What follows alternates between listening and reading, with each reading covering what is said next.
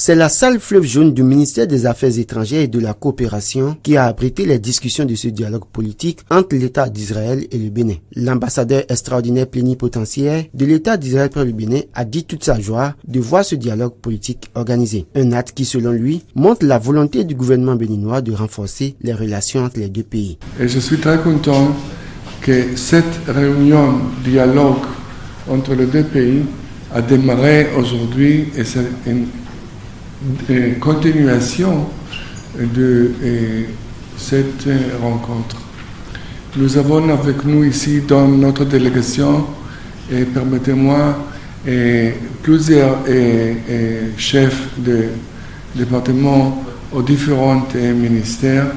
La délégation israélienne à cette occasion, outre les chefs de plusieurs départements, est composée du directeur de l'Agence internationale de coopération et de développement d'Israël, MACHAV. Son directeur Gilles Askel, prenant la parole, a rappelé que l'Agence de coopération internationale et de développement MACHAV intervient en Afrique depuis 60 ans. Une agence présente au Togo et au Ghana depuis plusieurs années, mais désormais au Bénin également. Il a souligné que la destinée du peuple béninois dépend de la vision du gouvernement et c'est ce qui justifie sa présence au Bénin, a-t-il conclu. L'État d'Israël intervient au Bénin dans plusieurs domaines dont l'agriculture, la santé, la coopération politique, le commerce et l'investissement. Ce dialogue politique a été précédé de la visite d'une délégation de l'Agence israélienne de coopération internationale pour le développement du 21 au 23 août 2018, ce qui a permis le renforcement du partenariat avec les structures béninoises en charge de la formation technique et professionnelle. Je voudrais, au nom du ministre des Affaires étrangères et de la coopération, vous rassurer de la disponibilité du chef de l'État et de son gouvernement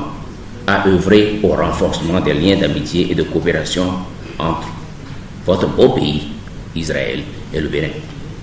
Les résultats des présentes assises vont paver la voie à la première session de la grande commission mixte de coopération entre les deux pays, qui pourrait, si les parties en conviennent, se tenir à la fin de cette année, probablement au cours du mois de décembre 2018. Les discussions de ce dialogue ont porté sur la situation politique dans le Moyen-Orient, la situation sécuritaire dans la sous-région ouest-africaine.